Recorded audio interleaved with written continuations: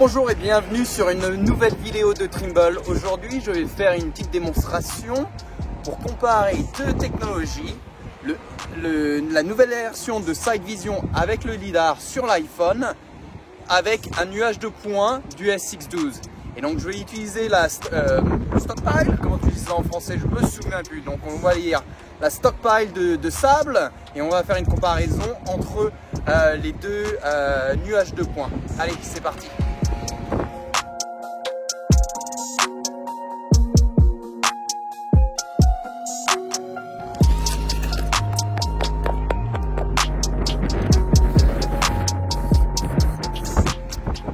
Je me mets à l'abri parce qu'il y a pas mal de vent pour le moment, mais bon, j'ai mis en station mon S612 et donc j'ai lancé le scan, j'ai fait un scan assez standard et donc en fait ça va me donner approximativement 8 mm d'espace entre les points. Donc bon, j'aurais pu faire du corse, hein, c'est vraiment, ça aurait pris quelques secondes de moins, donc ça me préoccupe pas trop.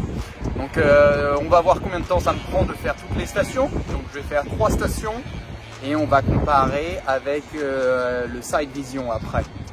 Donc bon bah voilà, on regardera les temps de différence et on pourra analyser en fait le temps gagné ou perdu ou aussi en fait la différence de précision qu'on peut avoir entre les deux systèmes. Donc voilà, donc là je suis en progrès et donc je vous revois à la fin du scan. Allez, c'est parti.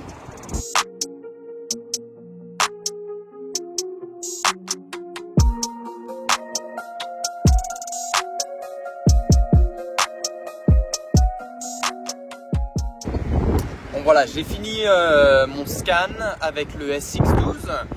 Ça m'a pris à peu près une petite heure à essayer différentes techniques. J'ai fait des points topo aussi. Donc en fait, je peux comparer avec des mesures topo. J'ai fait du scan et donc en total, j'ai fait 3 positions en scan standard. Donc maintenant, je vais prendre mon Sight Vision. Et donc en fait, je vais utiliser le lidar qu'il y a sur l'iPhone pour scanner le stockpile. Quelques settings, advance, on va le dire du 10. Et je vais changer jusqu'à 10.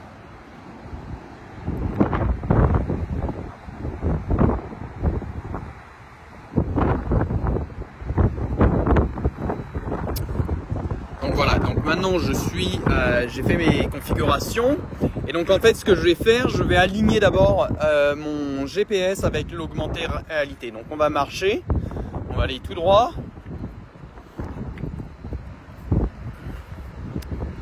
et voilà.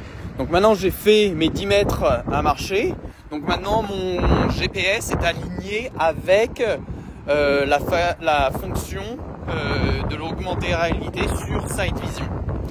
Donc ce que je vais faire sur Sight Vision, quand on appuie sur le menu, on peut voir il y a une nouvelle fonction qui s'appelle le lidar. Et en fait le lidar va me permettre de scanner avec l'iPhone. Donc ce que je vais faire, je vais utiliser cette fonction pour capturer les données. Et chaque lidar en fait sera attaché au GPS. Donc en fait j'ai mis une précision assez élevée, 15, parce que je ne veux pas qu'il s'arrête. Si on tombe en dessous de la limite de précision, le GPS, la capture lidar va s'arrêter et va vous donner un radius de je crois 5 ou 10 mètres, 5 mètres pour faire du scan. Et après en fait il arrête parce que c'est à cause des drifts et des problèmes comme ça. Donc moi j'ai mis du 15, je veux pas qu'il s'arrête, je veux vraiment voir jusqu'à quel point on peut le prendre. Et donc je vais commencer à faire ma capture. Donc pour faire la capture, c'est très simple. Il y a un bouton pour démarrer, un bouton pour faire la pause et un bouton pour arrêter et enregistrer. Tout simplement, on va appuyer sur le lidar et on voit que automatiquement mon nuage de points est en train de se former maintenant. Dans mon écran, je peux vraiment changer la transparence si je veux voir un peu plus mon arrière-plan. Et on va capturer les données. Donc en fait le lidar a une distance maximum, donc on peut voir là il y a énormément de réflexion du soleil, donc le lidar du téléphone ne répond pas très bien.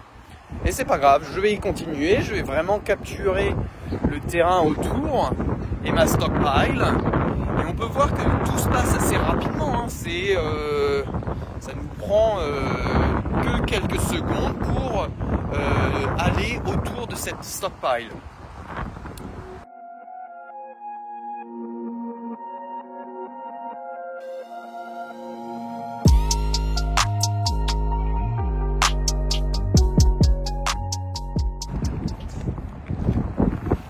Donc l'avantage, c'est aussi qu'on peut voir le reste de nos nuages de points en même temps que je capture. Donc en fait, je peux voir à quel moment j'ai terminé ou j'ai commencé pour être sûr qu'il y a un overlap entre les deux, le début et la fin.